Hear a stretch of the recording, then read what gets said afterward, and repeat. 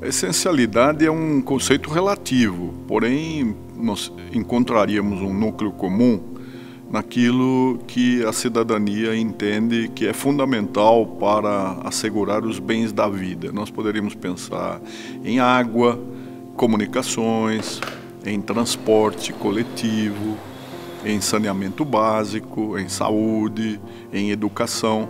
E é evidente que a cidadania, quando ela atinge graus mais elevados de desenvolvimento, ela vai sofisticando a essencialidade.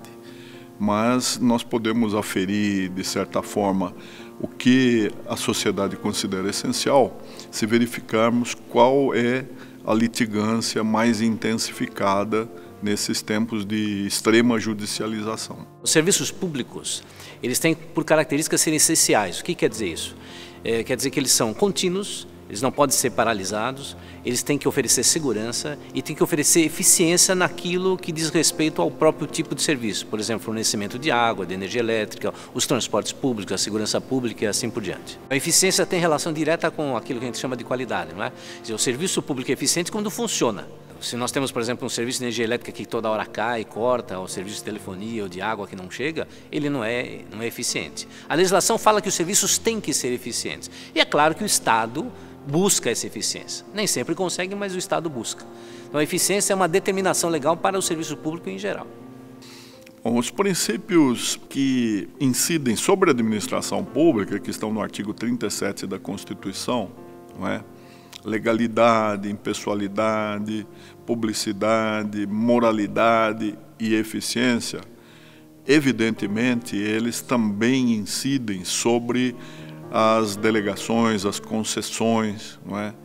Então, do caráter de essencialidade derivam imposições que o fornecedor, o prestador de serviço, ele não pode relegar, ele não pode desconsiderar. Continuidade é uma delas.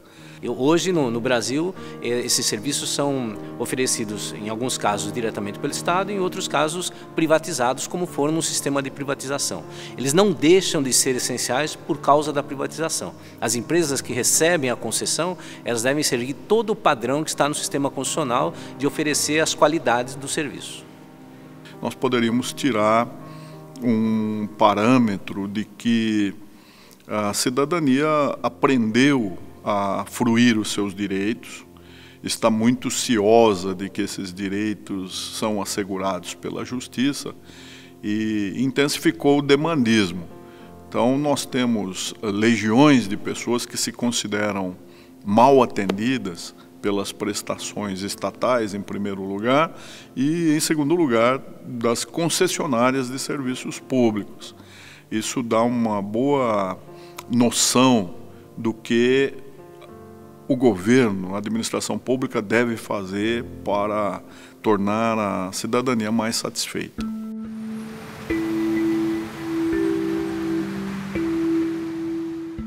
Eu comprei um apartamento em 2008 e solicitei a ligação da energia elétrica do apartamento. A concessionária foi lá, fez a ligação, porém sem equipamento de medição, porque estava em falta no estoque deles. Alguns meses depois, um técnico da concessionária apareceu lá, acho que para fazer a medição de energia geral, e detectou aquilo, entendeu que era uma ligação clandestina e efetuou o corte da energia do apartamento. E eu avisei, olha, tem uma criança, tem um bebê na casa, eu estou fora, vou chegar daqui a algumas horas e se precisar a gente conversa sobre isso, mas agora solicito que não faça o desligamento. E foi ignorado. Ele foi lá, cortou a energia do apartamento. E eu ainda tinha que trabalhar naquele dia, estava fazendo a ponte aérea, ficar mais 2 ou 3 horas até chegar de volta a São Paulo. E algumas horas depois eu consegui voltar a São Paulo e liguei na concessionária solicitando que fosse feita a religação daquilo. Após algumas horas de briga pelo telefone, consegui que religassem a energia do apartamento e em seguida entrei com ação judicial por danos morais e pedindo uma indenização por aquilo. Foi um corte indevido, né? E entramos com ação e propondo ação de indenização, né, com base no Código do Consumidor, né, porque tinha sido um corte indevido. E ele estava, no momento, ele estava voando, né, e não podia atender a família, tudo, criança pequena, bebezinho. Foi um transtorno muito grande, né? Porque a conta estava paga, né? A sustentação jurídica, né, foi na relação de consumo, né? Estava pago, entendeu? Ele tem os direitos essenciais, né, como energia, água, né, e a companhia foi lá e cortou. Um corte totalmente indevido. É muito difícil imaginar, por exemplo, hoje em dia, numa época de calor como esse, ficar sem luz, ficar sem água na sua casa, né? É uma coisa praticamente insuperável, né, para o consumidor. Então, a gente reconhece nesses serviços realmente uma essencialidade diferenciada. Qualquer tipo de serviço que é prestado, se a correspondente contraprestação não acontecer, em princípio, em tese, a empresa não precisa dar continuidade à prestação do serviço. Todavia, ela tem que sempre notificar o consumidor, notificar o usuário do serviço, para que ele tenha ciência de que aquela situação de inadimplência existe e possa, né, rapidamente tentar resolver esse problema, quitar o débito, ir lá, pagar a dívida, ver se de fato existe a dívida, porque às vezes já não é incomum ter algum problema no sistema, o sistema tem alguma inconsistência que não determinou lá, não detectou a quitação da dívida e, né, gerar uma situação de corte do fornecimento do serviço de forma indevida. Então, a notificação, ou seja, dar ciência de que existe uma situação de suspensão iminente do serviço é o que a gente entende como imprescindível para que haja a suspensão do serviço. Você tem que sair da sua casa, porque é tudo preparado, né? O quarto do bebê, a chegada desse bebê, tudo é comprado, tudo em volta dessa criança. E, de repente, o serviço essencial, que é a energia, foi cortado. Tudo que estava na geladeira perdeu. O banho não podia ser tomado. O telefone, o fixo, também cortado. Quer dizer, uma situação. E fora o constrangimento que ele passou com os outros moradores, né? Porque existem os comentários, né? Esses comentários, ó, não pagou a conta, pagou, não pagou. É uma situação muito constrangedora quem mora num condomínio, num prédio, né? Uma situação muito desagradável. Mas nesse caso a justiça foi feita. Foi dado ganho de causa imediatamente, mas a concessionária entrou com recurso e demorou quase 2 anos para fazer o pagamento de fato. E um fator que também deve ser levado em consideração é a descoberta de um novo ser, que é o consumidor. Os direitos do consumidor fizeram com que não só o cidadão, o indivíduo, mas a multiplicidade de organizações intermediárias, das ONGs, das associações, dos entes coletivos que a Constituição de 1988 propiciou surgissem aos milhares, isso tudo faz com que as reivindicações se tornem cada vez mais sérias, mais consistentes e ensejem uma reação do setor demandado para que ele aperfeiçoe as suas prestações. Hoje em dia não há dúvida alguma, até por disposição expressa do Código de Defesa do Consumidor, no artigo 22, que os serviços públicos essenciais estão caracterizados numa relação jurídica de consumo. Toda vez que se fala em serviço público essencial, está se falando do Código de Defesa do Consumidor.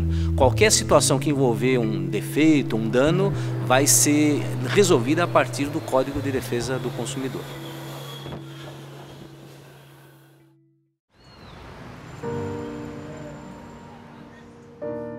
Aconteceu por volta do mês de agosto do ano de 2013, as companhias concessionárias e empresas públicas de transporte coletivo urbano metropolitana de Goiânia entenderam por bem reter nos seus pátios grande parte da frota de ônibus, em razão de não terem conseguido o reajuste das tarifas de ônibus. E essa atitude deles unilateral provocou caos no transporte coletivo urbano de Goiânia e região.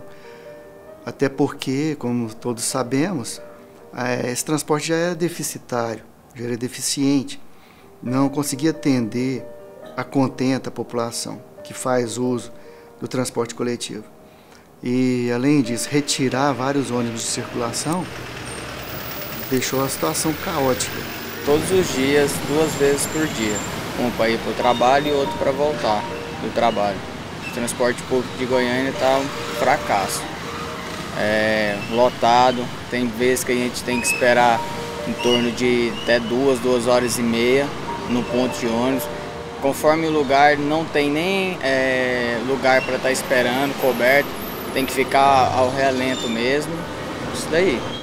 E em razão desse fato, numa medida emergencial, o Ministério Público ingressou com uma ação e onde pediu uma liminar para que fossem retornados esses ônibus, fossem novamente colocados em circulação.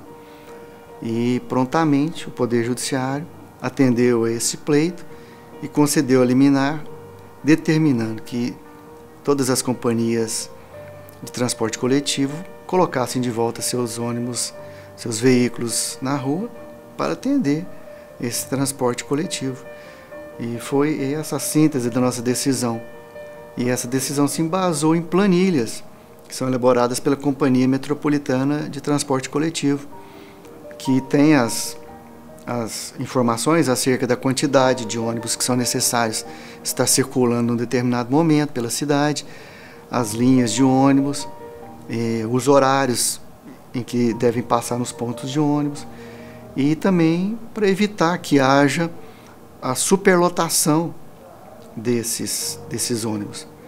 Então, nossa decisão foi no sentido de que fossem cumpridas aquelas planilhas, para que fosse dado um atendimento digno, como é merecido, como é uma obrigação dessas companhias concessionárias de transporte urbano.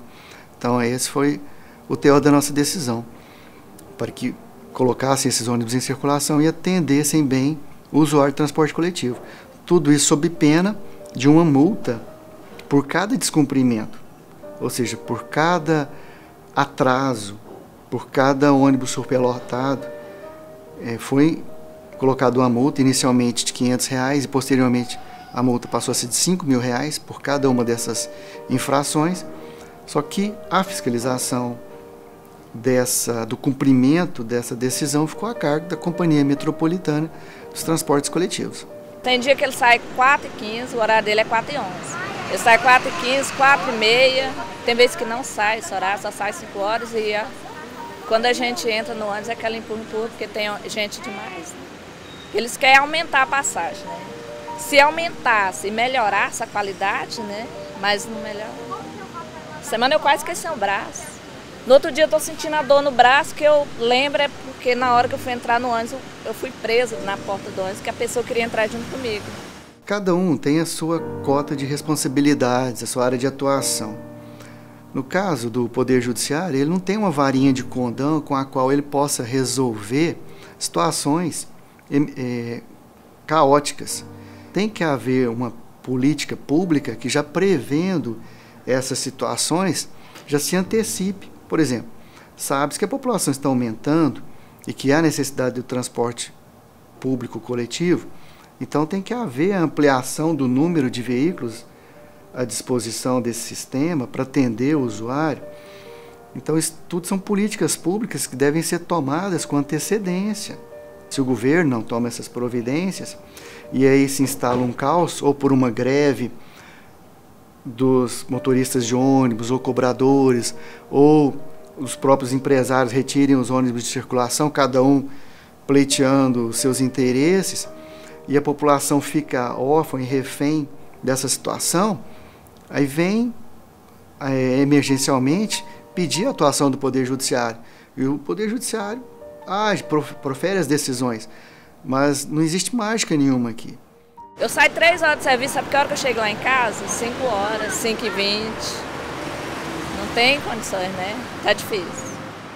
Colocar mais frota de ônibus, né? E para os ônibus estar passando a cada 20, 30 minutos. E tá colocando cobertura em todos os pontos de ônibus. Ele está relacionado com o direito de liberdade, o direito que as pessoas têm de ir e vir.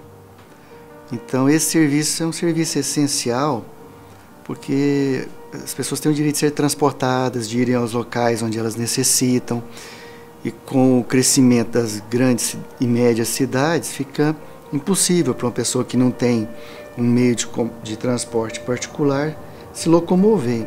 Basta perguntar para qualquer um daqueles usuários que estão lá aguardando o ônibus, debaixo de sol, debaixo de chuva, esperando há mais tempo do que o necessário, e depois vão entrar dentro daqueles ônibus superlotados. Isso fere a dignidade da pessoa humana, com certeza.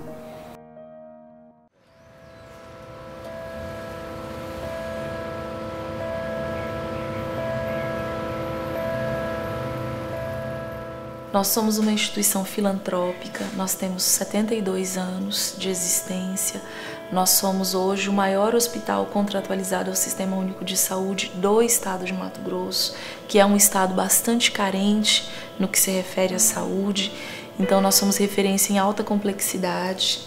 O Hospital Geral ele é referência em cirurgia cardíaca, em cirurgia neurológica, em ortopedia. Nós temos uma UTI neonatal, nós somos referência em gravidez de alto risco. Então, o hospital estava fazendo uma negociação com a concessionária de energia elétrica, haviam débitos, e aí a concessionária fez uma notificação e encaminhou para o hospital e para outros entes. Mandou para a Secretaria Municipal de Saúde, mandou para o Ministério Público Estadual, Federal, na tentativa de repente, sensibilizá-los, né, dizer que havia um problema, e a concessionária, nessa tentativa de dizer que havia um problema, acabou acionando e judicializou o problema.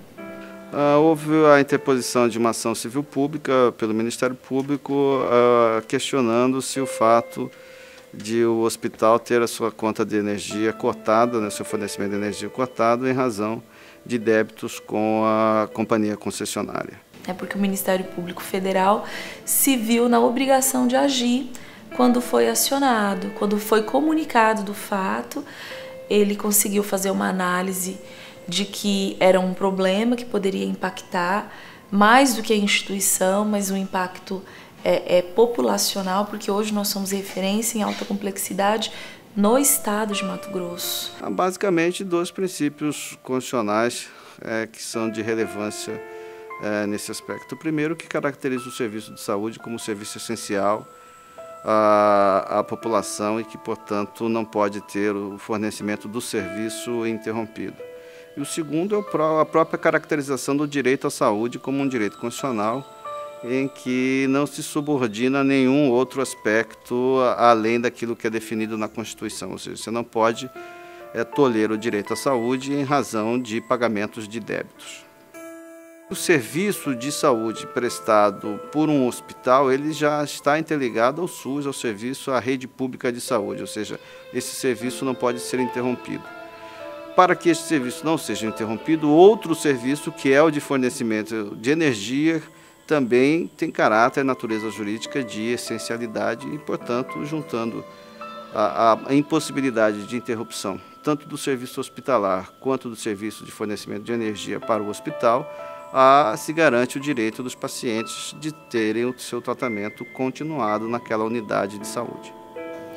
Olha, os danos, a gente pode falar de dano irreparável, porque eu entendo que a vida é o bem mais importante, né, que qualquer pessoa pode ter, e nós estamos falando de morte, porque nós temos pacientes, nós temos unidades de terapia intensiva, neonatal, adulta, e pessoas dependem de aparelhos para sobreviver. Então essa suspensão abrupta poderia causar a morte de muitas pessoas.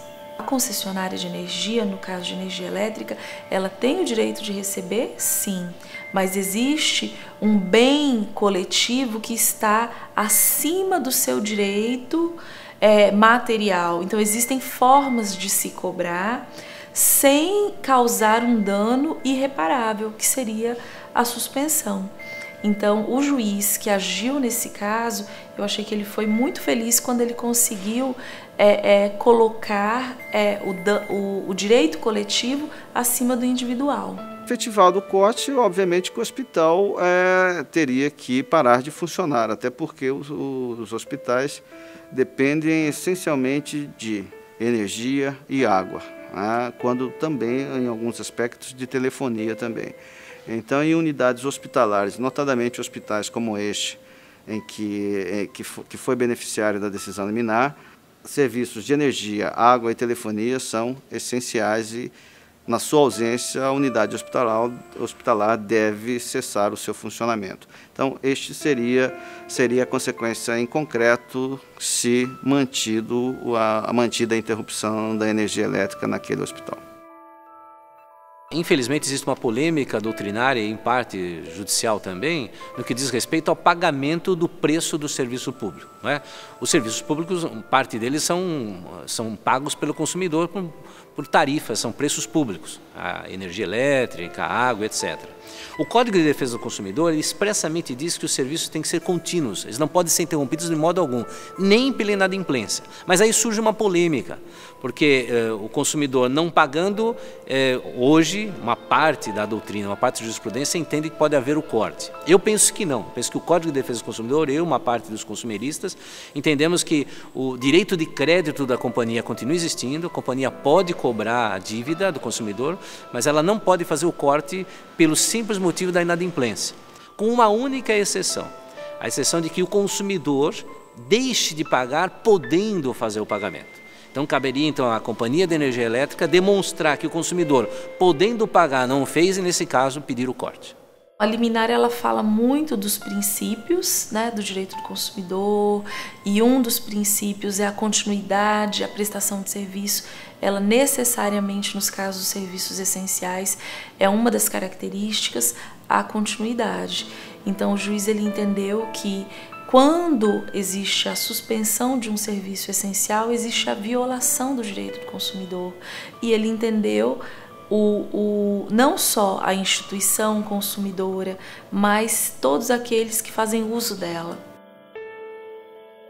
Foi determinada a companhia concessionária da fornecedora do serviço de energia elétrica que mantenha o serviço e que procure cobrar os débitos existentes daquele hospital com a concessionária pelos meios legais apropriados, ou seja, ação de cobrança, não se podendo fazer uso do chamado corte da energia, né, como a população normalmente chama a interrupção do serviço de energia por falta de pagamento. Hoje a questão da negociação, naquela época nós já estávamos fazendo, conseguimos concluir, nós conseguimos parcelar os débitos existentes, estamos pagando, mas sem pressão. Nós não estamos recebendo a pressão de que a qualquer momento pode haver a suspensão do serviço.